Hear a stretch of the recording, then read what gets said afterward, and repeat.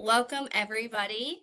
A note before we begin that if you have any questions, to put them in the chat and they'll all be addressed at the end of the webinar. This session will be recorded and emailed out to attendees afterwards, and it will also be available on our website. So again, any questions, put them in the chat and we will answer them when we are done. Today we have Dr. Dan Andersen, who is an associate professor at Iowa State University in agriculture and biosystems engineering. Dr. Andersen's research interests are in the areas of manure management and water quality, specifically the areas of manure treatment and nutrient management planning, field and farm scale soil and water quality monitoring and modeling, and economic evaluations of agriculture waste management alternatives. As part of his manure treatment efforts, he works on anaerobic digestion systems and nutrient separation and recovery, and integration of physical, chemical, and biological waste treatment methods in agricultural systems. Much of his current work focuses on anaerobic digestion, nutrient management, and conservation, and the control of feedlot runoff. So Dr. Andersen, thank you for being here today, and we look forward to talking about manure. All right. Thank you so much, Ashley. I can tell I did write that early in my career because I was much more concerned about saying what I do. And now I get to say things like, I like to think about crap all day long. Uh, but I think manure is an important topic. It's definitely a timely topic as we see our crop harvest progressing along pretty well. We've seen a few people out there getting started with manure. I think it's about time to think about what are the things we can do to make sure we take full advantage of it this year, especially with higher fertilizer prices, at least looking like it's going to be higher fertilizer prices this growing season, to make sure we really take advantage of that. And I know the past few years, I've gotten more questions about the potential for selling swine manure, which isn't something we've historically seen a lot of in Iowa, but there are ways you can sell liquid manures as long as you are making sure it's in your manure management plan appropriately. So we'll try and address that if it's something that you want to take advantage of. All right, so one of the places I wanted to start, and it's a controversial topic a little bit, is there too much manure in Iowa? And I think this year we've all heard a lot of conversation about some of the water quality challenges, especially related to Des Moines. They ran their drinking water nitrate removal system more days this year than ever before, and that always intensifies the conversation about nutrient management in general, but especially around manure. And oftentimes we hear conversations about Iowa's demand clean water and there's just too much manure. And I just want to point out a few things. Number one, only about 20% of Iowa's acres get livestock manure as their fertilizer source. The other 80% of acres are using only commercial fertilizer. So when you hear people saying there's too much manure, well, there's plenty of land in Iowa to really utilize that manure as a resource. And that's a blessing for us and for me because we get to talk about it as a resource. Now, I do want to point out that that's not the same all over. So I have a map here. It's based on the 2022 Census of Ag, and I'm comparing the amount of crop nutrient need in a county compared to the amount of nitrogen excreted by livestock in that county that I estimate to be available. So if you see a really dark green county, that would be somewhere between 0 and 10% of all their crop nutrient need can come from livestock manure. As you move more towards that yellow and then eventually red, those are locations where finding acres might get a little tight. Now, I do want to make a note on this. When I do this, I'm comparing how much manure is there that can be land applied to what's actually removed in the harvested portion of the crop. So if you're growing corn, that would be just the grain, and there's only 6/10 of a pound of nitrogen in a bushel of grain. With that said, when we look at realistic production systems and what it takes to grow that corn, it's much closer to 1. So even when you see me saying, well, there's a couple counties that could get 90 to 100% of their nitrogen needs from livestock manures, well, we're not perfect in these systems, right? And there's certainly still land available, but it is a nice comparison metric. And I just wanted to show you that for the most part, throughout the state of Iowa, we really do get to think about manure as something that's a resource and have plenty of land to use it. If you're in some of those counties where it gets a little tighter, maybe Washington, Lyon, Sioux County, where you see the red, there's still land to use manure. We're definitely not saturated in capacity, but it might be a little harder to find a field up there, and we might think about its utilization just slightly differently because of that.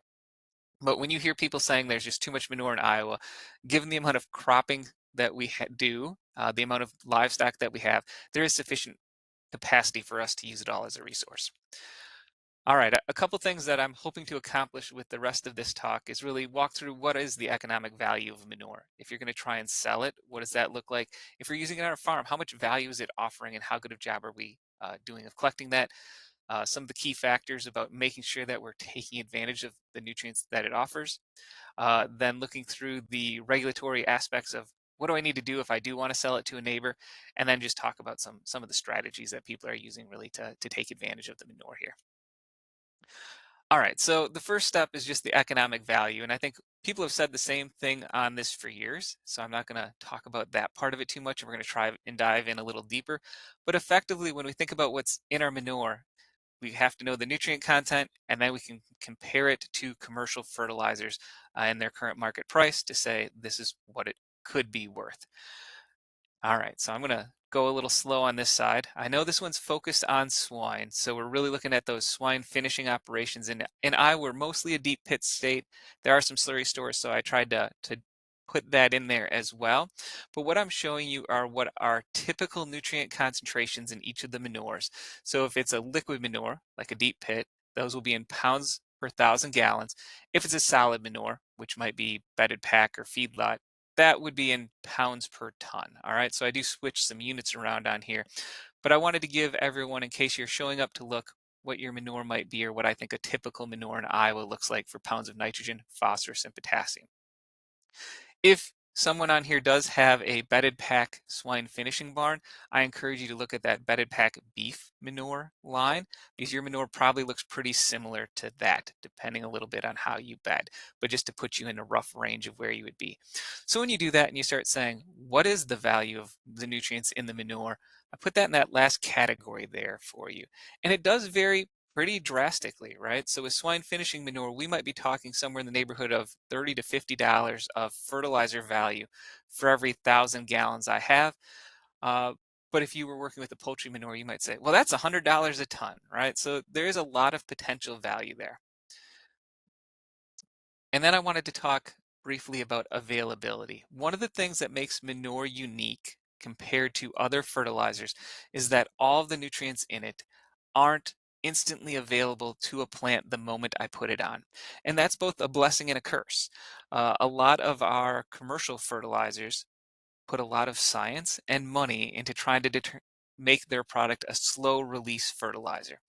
And manure has some component of it, mostly the organic nitrogen and phosphorus, that could be a slow release fertilizer without us having to do anything. Nature made it that way. But it also adds some complications because if you're saying, I need to get all this nutrient to my crop the moment I put it on, that may not be the case. It has to cycle into a form the plants can use it. And then I did just want to differentiate that from supply. And the reason I'm doing that is many other states will use that availability and mean supply. But in Iowa, when we say availability, what we really mean is it's cycling into a form plants could use it. And we use supply to sort of indicate how much is there minus losses for the plant to take up. So especially if you live over in eastern Iowa, I know Illinois likes to use supply instead of availability or availability instead of supply, but it does make comparing some of what we say a little bit more challenging if that's in your news cycle. One of the things I almost always avoid talking about in manure is phosphorus and potassium availability. But I've gotten more questions the last couple of years about is it really available? Is it there? And the answer is almost always yes. It's almost always highly, highly available. And especially with potassium, this occurs because that nutrient is available in a mineral form within manure. It doesn't really stick around in organic material. It's dissolved, so plants can use it right away. With phosphorus, it's sometimes a little bit more complicated, but as a general rule of thumb, you can pretty much always assume it's 100% available. And if you happen to be in a field where phosphorus test low, which generally aren't manured fields, but it might be I just built a new facility or I'm selling manure to a neighbor. That would be the time who hasn't used manure before. That might be a time where we want to think slightly differently about it and make sure that we're putting on sufficient phosphorus. But for the most part, you don't have to worry about availability of those two parameters. When we really start thinking about availability and how it might impact our value is with nitrogen. And there's really two forms of nitrogen in manure. There's organic nitrogen, so that's stuff that's tied up with the solids or the organic material in the manure. And then there's ammonium nitrogen. And ammonium nitrogen is generally what we're using in commercial fertilizers. It's immediately available to the plant. And if you're looking at my graphic there and saying, well, you said nitrate is available in manure. It can be, but it's extremely low concentrations generally. And the reason that I wanted to make sure to mention it on this is when you look at what plants generally take up, it's mostly nitrate. So what's happening in the soil is we generally have a flow from organic nitrogen to ammonium to nitrate.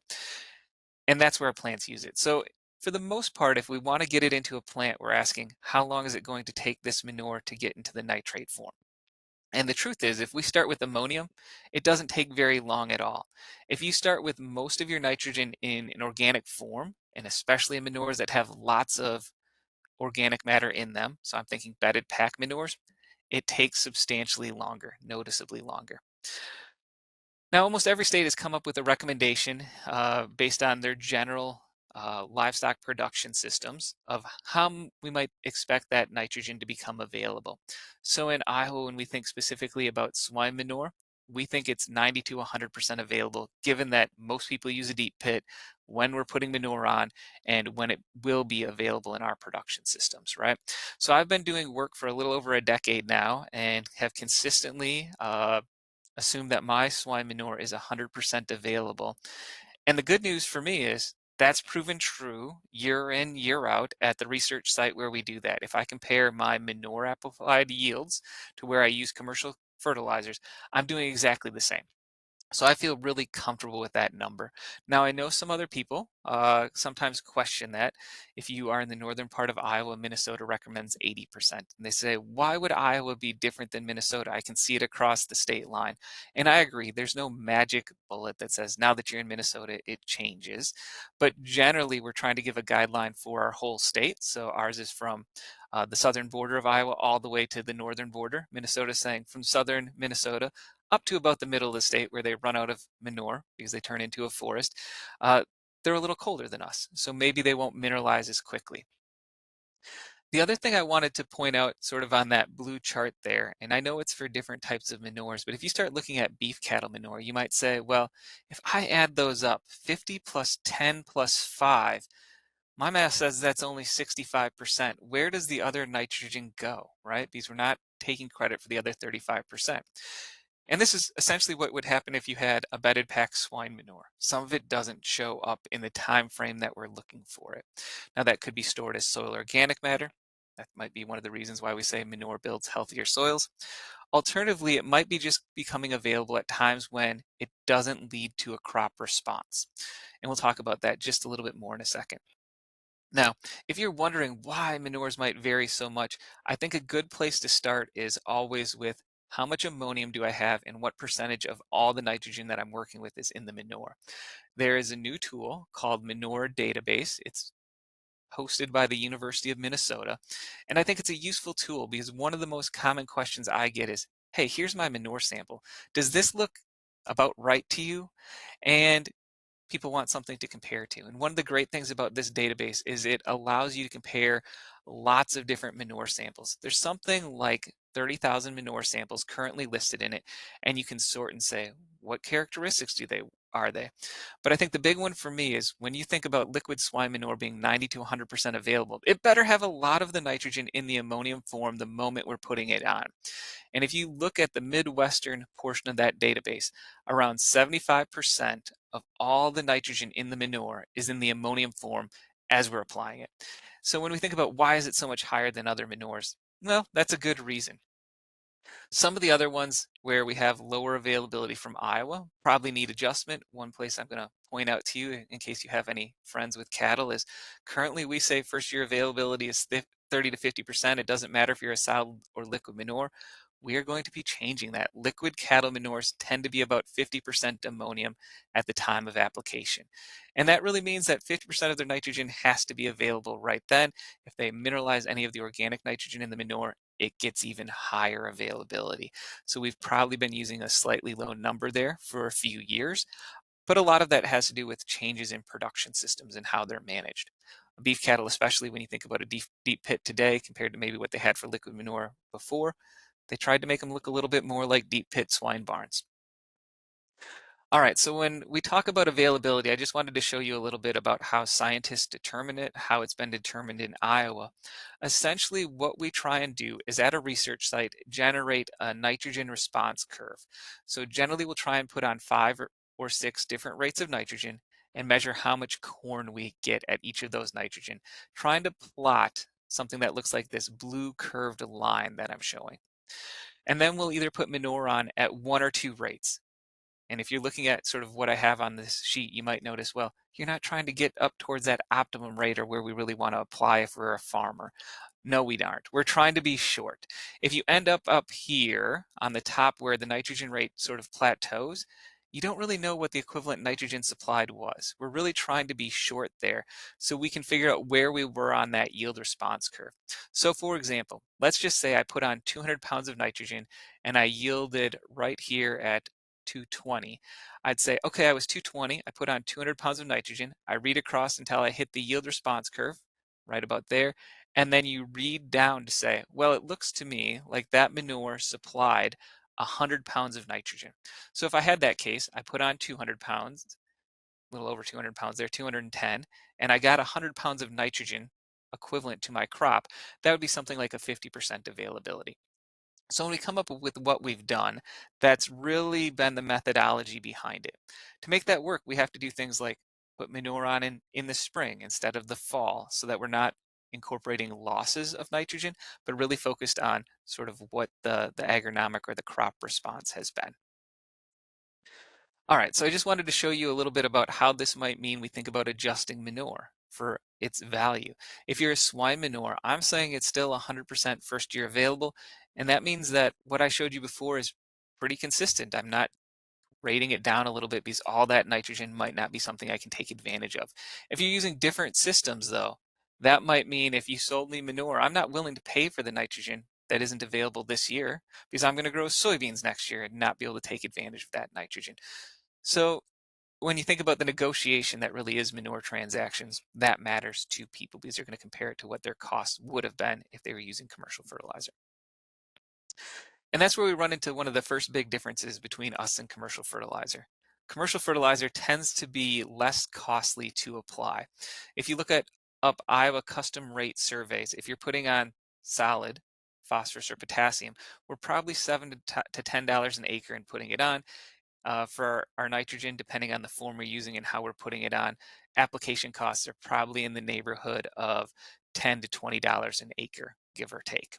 But with manure, given that it has so much water in it generally, especially with our liquid manures like swine manure, it tends to add up a little bit quicker. And a number I tend to have in my head is if I have deep pit swine manure in Iowa, my application cost is probably about 2 cents per gallon. If I think about a typical application rate, it might be in that neighborhood of 3 to 4,000 gallons an acre. I might be thinking that application is going to cost me $80 per acre to get done. Now that's substantially more than what I would pay if I was buying commercial fertilizer. So we have to adjust for that a little bit. If you are hauling manure further, your costs can add up pretty quickly. I'm about a little under half a penny a mile a gallon for every mile we have to move manure beyond that first mile. So if you're thinking, I'm going to sell manure, but the person who wants it is 10 miles away, those charges start to add up pretty quickly, and it might not be possible to move manure to that farm and still have it be cost effective. Now, the good news is in Iowa, we are rarely moving liquid manures that far. We rarely have to move liquid manures that far. Most manure is applied within 1 to 2 miles of the site it was generated at. So when we think about some of those transportation costs, not as big of a deal to us, but they still matter. The other thing I want to point out is I'm giving you an average cost. It can vary greatly. Uh, it was my reported cost in 2024 from my commercial applicator survey, and they did tell me that if you start requesting late rates below 4,000 gallons an acre, which I think is going to be pretty common as we see nitrogen contents of manure creeping up even higher, they might charge you another half a penny a gallon to get that done. So where does that leave us? Well, I keep adding columns to the table. You've seen the first part before, but what I really want you to focus on is what my application cost might be per either ton or 1,000 gallons, and my new value there that I'm suggesting. So where that put me is with deep pit swine manure, I'm saying it should be somewhere between $20 and $38 of value per 1,000 gallons that you would want to be selling it for. That's what it's offering. Now, sales are always really a negotiation between how much you have and who in the neighborhood wants it. But I think that's a good starting point for the conversation of how much nutrient content are you really offering me and how much more is it going to cost me to get than maybe some of my traditional fertilizers. So I think that's a pretty good start to where we want to go. And now we want to talk about some of the other things that are going on. So there is lots of potential value. I think I don't quite seeing it generally selling for $35 per 1,000 gallons, but it's not uncommon for me to see it selling for $15 to $20 per 1,000 gallons when we talk about liquid swine manure. But I want us to think about how are we really making the most of it? And I'm going to start with the 4 R's. So right place, right time, right rate. And the R is really right source, but I'm going to say manure is always the right source, but we might sometimes want to think about combination of sources. So I'm going to try and talk through that. And the place I wanted to start was with the right place. And when I say that, I'm not really thinking about placement of how I'm getting it into the ground when I put it on, but more what fields are we picking? And what I wanted to show here is what percent of that value is coming from phosphorus and potassium. And with our swine manures, about half of it comes from those two nutrients. So if you've had a swine farm and you've put manure on the same fields for the past 30 years, chances are you've probably built up your soil test phosphorus and your soil test potassium in those fields, maybe even to the points that it's not offering us a crop response. On the other hand, if you built a new swine barn in the last 5 years, maybe 10 years, we've ran at ratios of nitrogen to phosphorus in those manures where we probably haven't seen phosphorus or potassium build up in the soil. You really are taking advantage of that. But to me, that means knowing where your soil tests are, which you have to take and collect as part of your manure plan. So that's data that is available. You just have to make sure you're looking at it and using it to say, is that phosphorus or potassium going to offer me value? And then I have a couple graphs here to show you, but really all I want to illustrate is that if you're below that 10 parts per million, there's a huge opportunity for yield improvements from phosphorus and potassium. As you trickle up to maybe where Iowa State recommends, somewhere around 25 to 30 parts per million, we don't necessarily get a yield response from putting phosphorus or potassium on, but it's keeping us in that level where our crops will be happy. As you start to get above those ranges, putting on additional phosphorus or potassium, the potassium numbers will be different, but the same concept applies, probably doesn't offer us value. And I bring this up because it's not uncommon for me to see some fields that have received manure for numbers of years to test 80 to 100 parts per million of phosphorus in the soil. So we're hanging out to the right of where this curve would be. And I've heard people say, well, I'm just putting it in the bank, right? And you can think about it a little bit like that. Unfortunately, it's a bank account that draws negative interest because we're going to lose some of that phosphorus every year. And generally, people won't pay you when they buy your farm, hopefully sometime in the future, for having high soil test phosphorus. The other thing to think about is if you start to get to some of those high levels, let's say 100, your soil test phosphorus will come down by about 2 parts per million per year.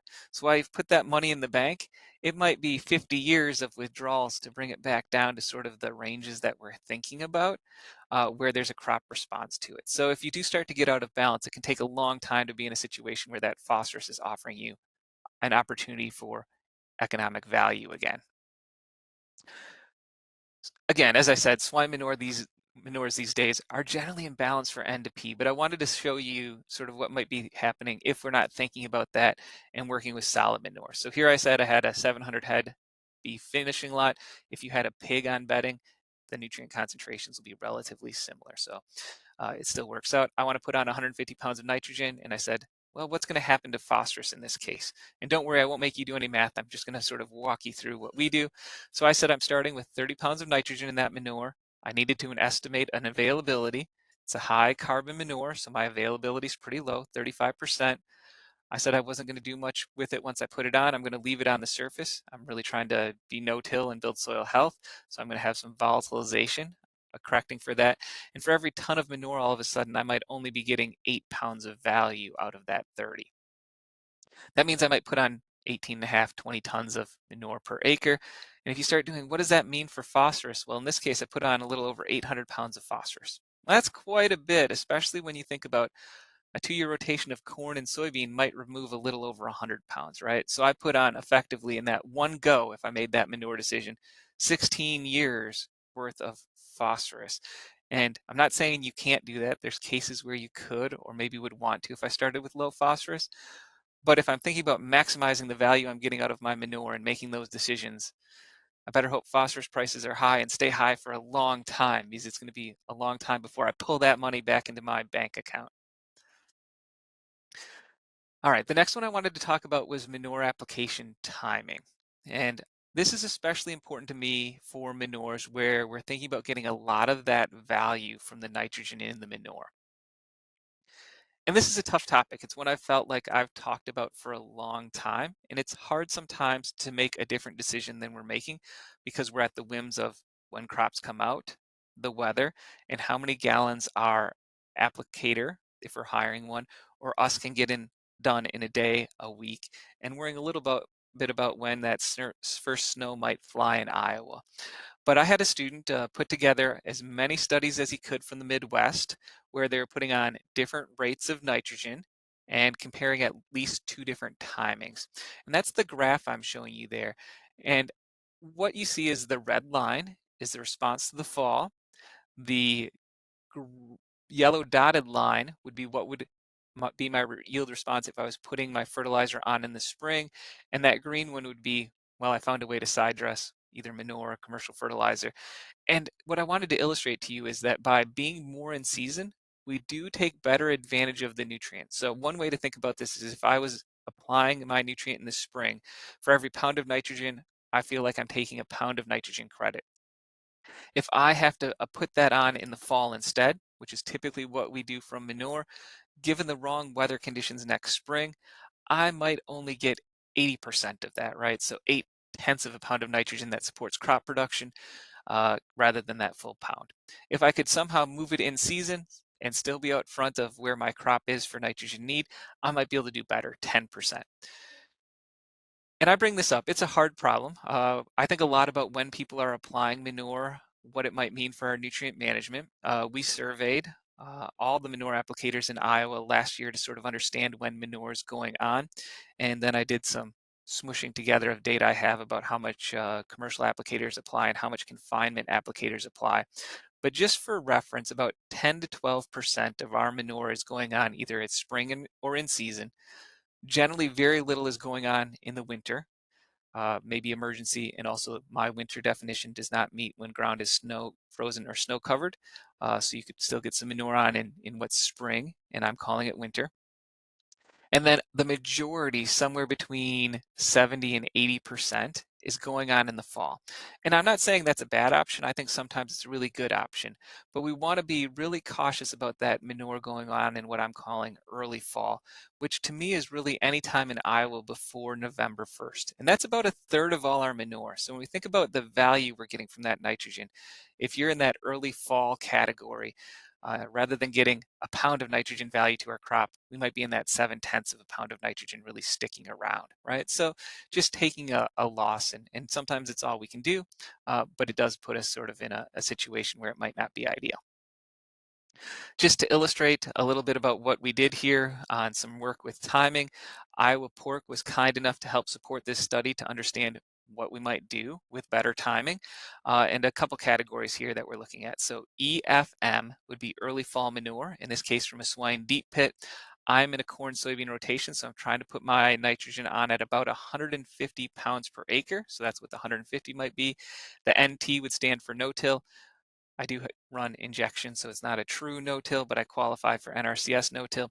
If you see the plus and R, that means I had a cereal rye cover crop on there. If I'm an LFM, that's late fall manure. So generally early fall manure to me was roughly the beginning of October. Late fall manure to me was roughly the beginning of November, and that's what we were trying to achieve. And then I do have a spring UAN application that sort of mirrors that. So as we think about the 5 years where we tried to do this, 4 years where I successfully did that, 2019 had an atrocious fall. Early fall manure turned into late fall manure. I didn't get it done because it was really wet in October, and my late fall manure turned into spring manure, so I have a comparison. But generally, that waiting from beginning of October to the beginning of November was worth somewhere between 30 to 60 bushels an acre of corn production to me, right? So finding a way to hold off really had a pretty high value. Now, one thing you could be saying is that late fall manure never yielded as good as spring UAN. Is that a manure problem, an availability problem, something else? Well, I think that's one of the nice things that I saw about being in 2019 where we got pushed to spring. Yep, my spring manure yielded exactly the same as spring UAN, right? We're in the exact same situation. So it's not that it was a manure issue, it was really a timing challenge. And in that year, my late fall to spring still yielded about 18 bushels an acre more. So all that to say, in those years, which tended to be wetter than average in Iowa, timing was extremely important. We did the same thing in a continuous corn situation, and I'm not going to belabor this too much, except we were studying late fall to spring, trying to push towards in season. Generally, we saw a pretty nice improvement from moving towards in season. What might be more interest to you is in this study with our late fall manure, we have it either the orange bar with no treatment or that purple bar there with instinct. And overall, we saw somewhere generally in the neighborhood of 0 to 15 bushels an acre improvement by adding instinct to that manure to help stabilize some of the nitrogen compared to when we weren't treating it. Okay, as always, when you're ahead and getting the results you want that are going to be easy to publish, you should stop. So I was stubborn and said, let's keep doing this. I did switch my treatments a little bit. I got rid of that early fall manure and just said, in a corn soybean rotation, I want to compare late fall manure to spring manure and sort of answer that, was my spring versus spring UAN a one-time fluke, or do I have a manure issue? Well, I did not have a manure issue. Almost every year we yielded very similarly between spring manure and spring UAN, except in 2023 where spring manure beat up on that spring UAN. Mostly because I side dressed that UAN to standing corn and it didn't rain for a month after I put it on, so it didn't work down to the root. Manure didn't have that issue. But in this continuation of the study, I basically saw no difference between spring manure or fall manure. And if anything, fall manure tended to be just a little bit better, except in the wettest of those years, 2022. Overall, these tend to be dry years, right? If I think of 21, 2022, and 23, those were drought years in Iowa to me. And in those dry years, there was almost no impact of timing, which made me glad I continued doing this, right? It changed my message about timing quite a bit. And what I wanted to show you is sort of what I ended up with on this. So on the bottom x-axis here, I'm showing how much drainage we have. And you could do the same thing with rainfall. The curve isn't quite as tight. Drainage is a better proxy, but rainfall works reasonably well. And I'm comparing how much yield I lost from my blue line here, late fall manure compared to spring manure, or my red line here, early fall manure to spring manure. And the point I want to make is if it was dry years, they were just as good. When I start to get towards that 6 inches of drainage occurring in a year, that's when timing started to make a difference to me. And you might be saying, well, what do you do with that information? How does that help me make a better decision? I agree, it's a challenge. So a few things we can say. In average in Iowa, we get about 6 inches of tile drainage a year. So we're right at this cutoff point of where timing might matter. Should I apply in the fall or not? Should I apply in the spring? And we won't be perfect when we make decisions on that. But if we're tending to have a dry fall, chances are our drainage next spring might be a little lower. So in those sorts of conditions, I'll say, if you have to be early, have to do some fall manure application, probably a good year to do it. If we're a wet fall, chances are we're going to be setting ourselves up for a higher drainage next spring. And those are the years that matter more. So not a perfect answer, but it helps us understand when timing might be an issue, when it might not be an issue. And it also helps us think about potentially, if I did that fall manure application, I knew that I thought I was going to be okay and then I got wet. That might be a season where we want to think about, is there an opportunity to put on some commercial fertilizer on those fields because I might be a little short. If I'm dry, on the other hand, don't have that drainage, you can probably say, well, my fall manure application put me where I want to be and I can stay where I was. One of the strategies that we're currently trying to improve on that is what happens if I do mostly fall manure and then I am side dressing some nitrogen in the spring. So I have right here spring manure as a control, spring manure -CR, that's with cereal rye cover crop. One of the good things for me is I've gotten better at having cover crops in my plots. I yield about the same these years with or without cover crops. The bad news is that split C, in this case, it's actually split nitrogen. So I put on 2/3 of my nitrogen in the fall, a third in the spring. 2024 was really wet. 25 is going to be really wet as well. And we weren't able to, with that side dress application, be just as good as moving all our nitrogen in the spring. Again, not saying that fall manure application isn't something we should do. I think there's lots of opportunities and advantages to doing it, but there are some challenges in terms of nitrogen management there. I wanted to talk just a little bit about right rate. Most people in Iowa are still using the yield goal method. And we've been collecting a fair amount of data more recently on lots of plots with the Iowa Nitrogen Initiative to understand where people generally are with their nitrogen management. And I just want to point out a little bit of what that means. So when we think about the yield goal method, what we're trying to do is predict how much corn we think we're going to grow next year. Iowa says that in order to do that, take your 5-year average, multiply it times 10%, and that's the sort of what we think will yield next year. At least as a first approximation, that's a pretty decent approach. And then they give us nitrogen use factors for how much nitrogen I need. The important thing for me here is that most of the state is in that 1.2 pounds of nitrogen per bushel of corn. When you think about what it takes you to grow corn, hopefully you're more in the, I think it takes me about a pound. And I think that's fair. But what I really want to point out if you're thinking that there's probably some slack in this manure planning methodology, and there should be, I think, because this is supposed to be a maximum allowed amount, not a recommendation tool. In that methodology, if you're in a corn soybean rotation, they have what they call a legume credit. I'm not going to talk much about it other than to say if you're using that methodology to come up with a rate, use the methodology that's listed there, it helps, but it's probably more of a rotation effect or even a residue penalty in that continuous corn rather than thinking about it as a legume credit. And if you follow Iowa State agronomy much, you're probably not going to hear the word legume credit at all moving forward. It'll be called that rotation effect or residue penalty. I had the pleasure of working on an extension publication a couple years ago to understand what nitrogen use efficiency was generally in Iowa, and I'm going to point you to that map of Iowa on the right because it gives us a good point of comparison. We said in that yield goal method we were allowed to use 1.2, but when you look at most of the state of Iowa, it's either 1 or trending down towards 0.9 or even in some cases slightly lower. So we have a good opportunity to beat sort of maybe what's allowed in those manure plants. Iowa State had supported a tool called the maximum return to nitrogen for a while. A corn nitrogen rate calculator. You plug in what you think the price of corn will be. You plug in what you think the nitrogen, well, what your nitrogen price would be, and it spits out a graph that looked something like that. Blue line is what I think I'm going to sell for corn for essentially. Green line is how much fertilizer costs me, and the difference is what I think I could make. The important point being it has a peak on it, and that's probably where we want to try and fertilize to. Iowa State's going to stop supporting that methodology within this calendar year. So we're almost done, but this is the last year it really was supported by Iowa State as a recommendation tool. And one of the things that we had found on that methodology is the economic rate is trending upwards, and that method didn't capture that, which is a challenge, right? So probably not the best tool to continue using. And because of that, we've been looking towards other options. But the amount of nitrogen you need to grow crops does trend up with time, probably because yields are increasing. The current tool that is supported by Iowa State is called NFACT. I wanted to give you the website to go to look in case you were curious.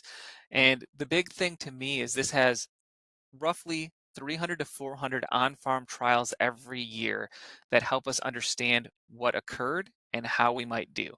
Now, they don't always put all the data you want out there, but from my standpoint, it's pretty helpful because you can break it up into the regions of Iowa and say, what was corn yield or how did it move from year to year?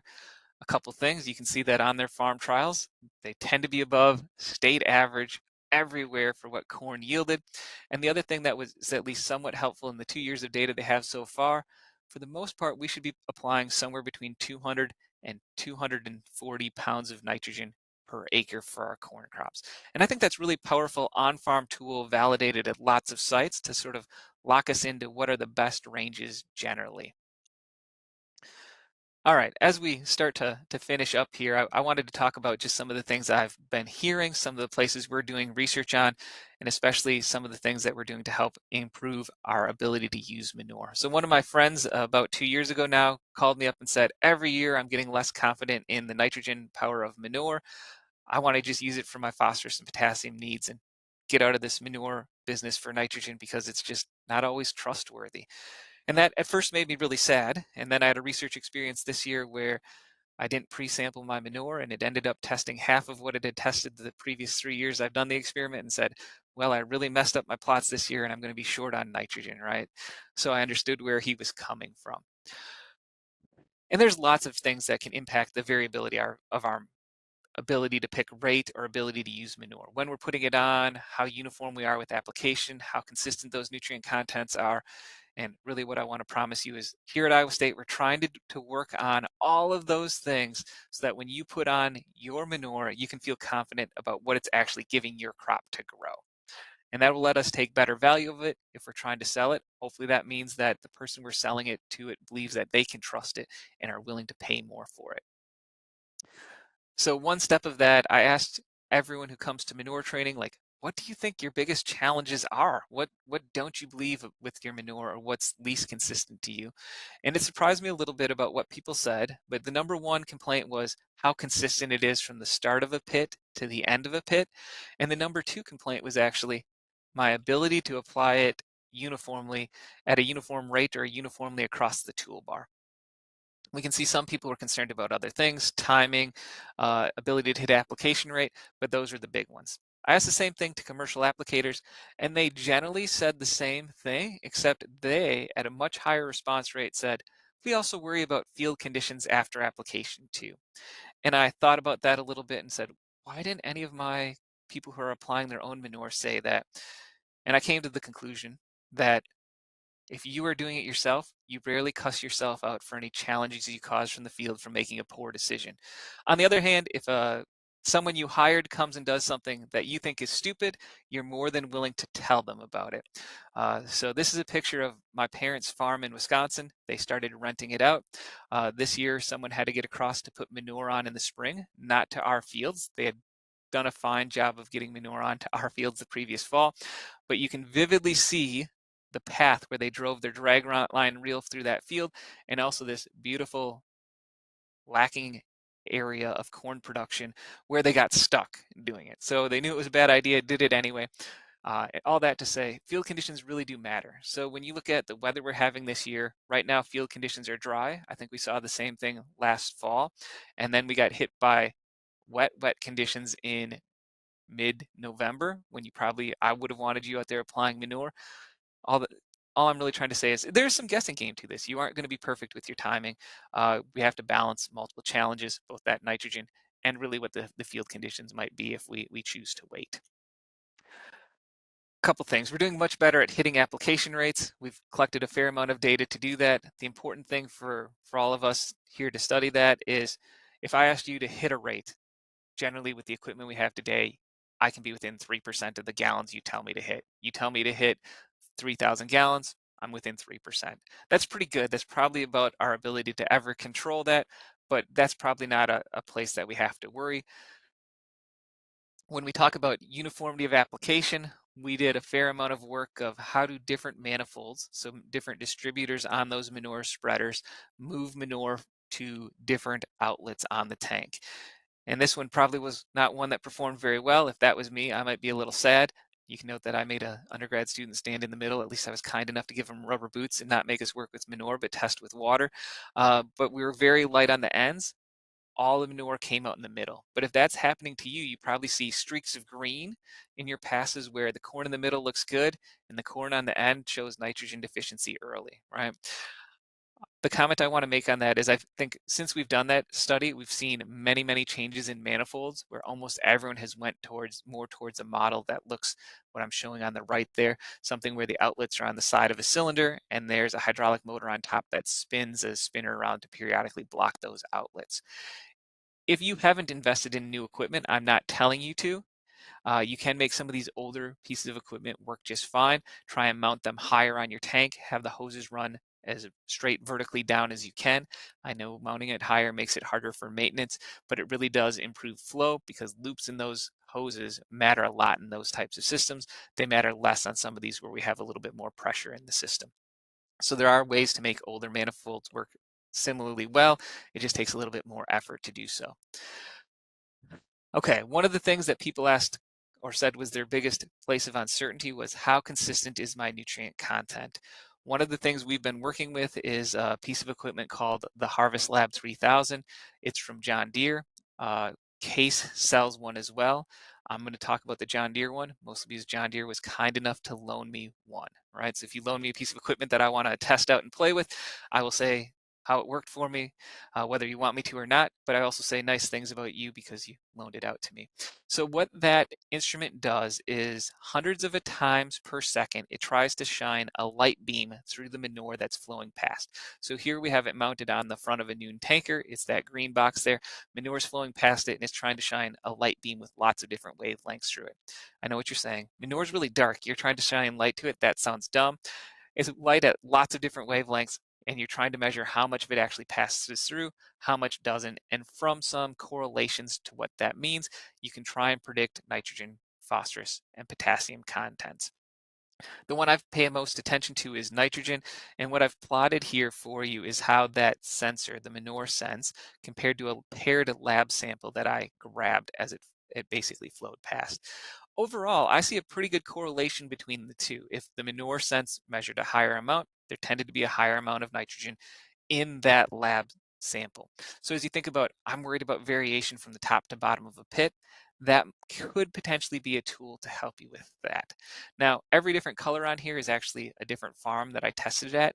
It worked better at some farms than others, so there's probably some more calibration that will continue to be done that will make that work better, but it is at least an intriguing option that shows potential for working. There's some signs that it really does trend in the right direction. So I'm optimistic in the future that that will help us out a little bit more with that. And then the place I wanted to finish with is while very few people said the amount of nitrogen I need in any given year is what concerns them the most, I think the data that we've generally collected on this suggests that that's one of the bigger drivers in uncertainty. And the way I want to talk about this is I don't know if it's going to be a wet year or a dry year. I think sometimes I can make a better guess, but if it's a wet year or a dry year, that means timing matters more, or the amount of nitrogen I put on matters more. And the graph on the right is sort of another way of saying that. And what it's plotting there is the minimum and the maximum on an ISU trial for how much nitrogen I needed in any given field, which are located throughout the state, so different weather conditions that year. And there's just a huge variation. And one of the things we've focused on for years is trying to tell you how much nitrogen you needed on average. And I think that's a good tool. But the truth is, in any given year, you probably need plus or minus 50 pounds of nitrogen compared to your average. And the Manure equipment we have today, your ability to apply it probably puts you within 50 pounds, but the weather's a bigger driver, right? If I get that wet year where all of a sudden instead of needing 200 pounds, this is a year where I need 250, well, I might be short, right? So I think the next iteration of where we're going probably is going to focus on how do we make better decisions and how do we think about the weather that we've had to certain periods of time in the spring impacting what we need to do for the rest of the season. Now that doesn't mean manure doesn't get to play in that field, right? We might not be able to side dress our manure to that growing crop, but it probably means thinking about manure as part of a fertilization picture. We get some base level of nutrition of manure down to support our crop production, and then we adjust with some commercial fertilizer in season to say this is where we really need to be. So with that, I just wanted to acknowledge some people that have been big parts of these projects in some places where we've gotten funding to support it. So Drs. Raj Raman and Matt Helmers have been great to work with on these projects. The grad students, Gabby Myers, Philip Roxon, and Brian Doherty, do actually most of the hard work, and then I get to say nice things and act like I know something while I'm sitting here. And then we did have great support from the Iowa pork producers to study things that maybe they wouldn't always want to know the answer to, right? Like, okay, you found timing can be a challenge. Is that really something that they want to support or want, but they wanted to know the answer to? And I'm extremely respectful and thankful for them allowing us to ask those questions. and the ability to of the Iowa Nutrient Research Center to really think about some of the manure challenges and what we need to be doing. If you're ever interested in hearing even more about manure, check out my podcast, Talking Crap. We try and put it out monthly, and you can hear me ramble for 30 minutes about a different manure topic every month. With that, I made it to the end. I'm happy to try and address any questions you might have. And one of them was related to recording, I think, and it is recorded and will be available later. Yes, thank you very much. So just, yeah, as a reminder, if anyone has any additional questions, you can put them in the chat. I'm going to kick it off with a couple questions here. So coming from a producer standpoint, how can we manage manure to make it more profitable? Hmm.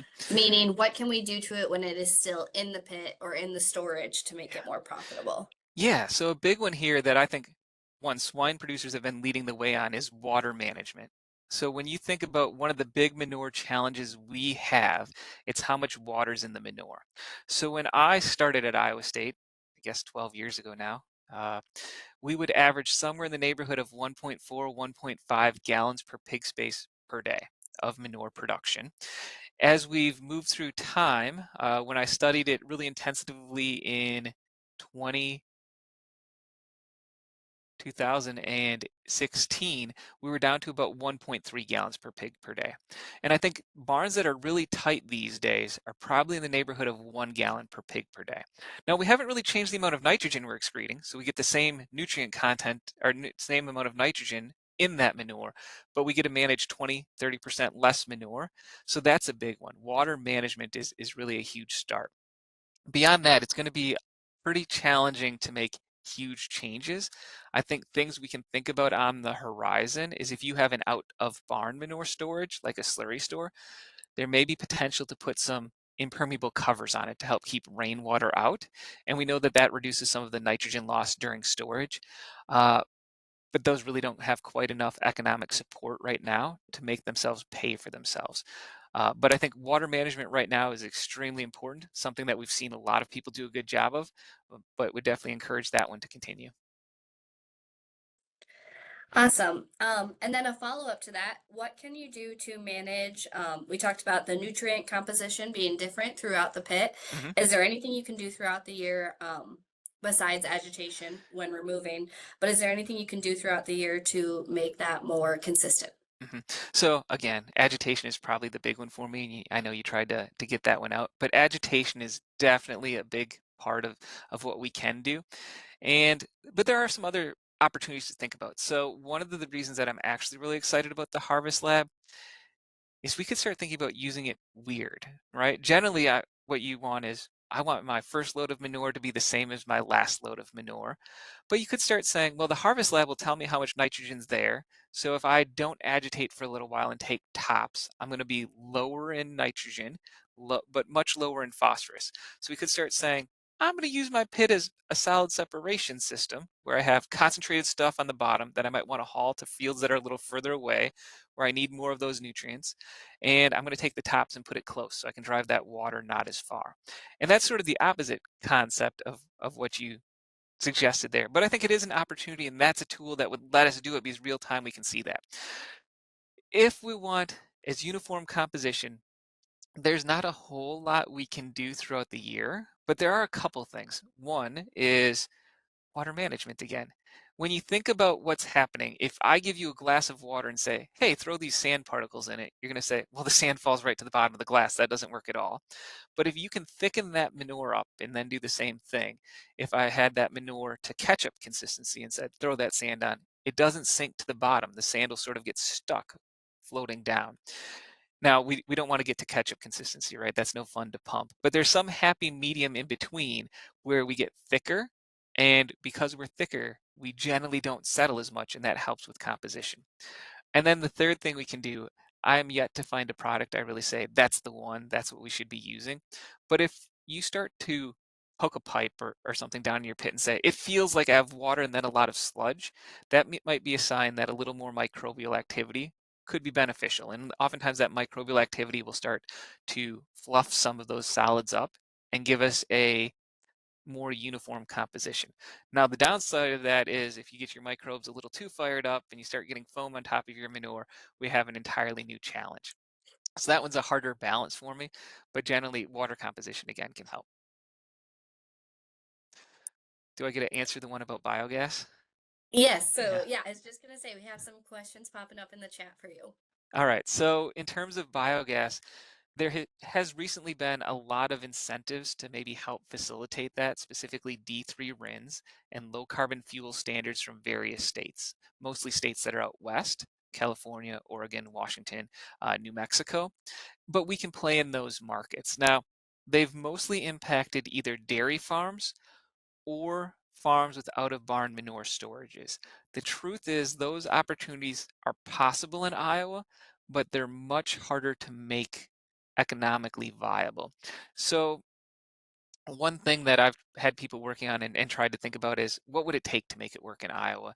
And if you start with a deep pit farm, we're probably going to need to work cooperatively together to do it because we're probably talking that we need manure from 25, 30,000 pigs. Now, that can happen, but we need to worry about biosecurity because I'm going to make you move manure from your farm to me. And by you do it, hopefully I'll hire a contractor and handle that myself. You're hopefully going to want those nutrients back from me. Um, but there are some opportunities in that realm. When we think about biofertilizers, there's actually a few pieces of equipment on the market these days that have me interested or excited. Now, the truth is, it probably takes 15,000 pigs to make me say, I would probably start thinking about putting those in a deep pit all at one location. But there's a few out there. There's a company called Netafilm. They mostly do subsurface irrigation, which you might think, I don't need much irrigation in Iowa, but they run a really interesting solid separator beforehand. Not like a screw press. It starts with the screw press and then it runs an ultrafiltration. So it will take out solids down to 45 microns, sometimes even a little bit smaller. And you can separate out a lot of the phosphorus doing that. And they managed to do it for a reasonable price. About a week ago, we had a webinar from a company out of Canada called Livestock Water Recycling, and they do some treatment followed by reverse osmosis. So in those, they're really trying to make some of those biofertilizers. Again, the markets for those are a little bit more challenging. If you're only moving manure a mile or two, they probably don't pay for you compared to what we're doing. On the other hand, if you start saying, I need to move manure 5, 6 miles, they start to be a viable option. So there are a few of those opportunities developing, but we're going to have to think collaboratively a little bit more than we have in the past, given how Iowa farms have been built. All right, and then we have a comment about salt buildup in soil from every other year regular manure application. And that's a great question, John. When we did 2020, 21, 22 of drought years, I started to get really interested in salt. And here's the truth. In Iowa, when you think about what we normally do, on average, we drain about 6 inches of water a year. Most of the time, that moves the salts through the soil profile for us, and it doesn't become an issue. But if we get 4 years of drought in a row with little to no drainage, that is when salt would become an issue. So, given the climate that we've tended to see in Iowa, it's hard to have a salt issue, but not impossible to have a real salt issue. In the short term, if you are putting manure on and then planting right into that injection band shortly after you've put manure on, you could have a salt right around where your crop is planted, and that can cause an issue. If you wait a week, we tend to not see much issue with that. I think it's mostly more about how much oxygen gets sucked out of the soil from the manure, essentially. But for the most part, we're not going to have salt issues in Iowa in decently drained soils. If you have poorly drained soils, I'll change my answer a little bit for you because you have to get rid of those salts. But Iowa's 70% tiled essentially. Generally, we have enough water to drive the salt through. Salt can be a challenge when we've had extended drought years, but we generally come out of it about the time that it should be a real challenge for us. Wonderful. Well, I don't see any additional questions. I want to give you a minute to make any additional comments or anything like that before we're done with our webinar today. Just that manure really is a valuable resource. I think Iowa is leading the nation in taking advantage of it, but I do want to recognize that we still have a ways to go. Hopefully, some of the things you heard about today make you value your manure a little bit more, but there really are some great opportunities, especially in the system we live, to take advantage of those manure resources and use them to support crop production and feed more pigs. Wonderful. Thank you so much for your time today. Dr. Anderson, the webinar will be available, and it will be emailed out to everybody afterwards, and it will also be available on our website for people to watch the recorded webinar. Thank you everyone for joining us today.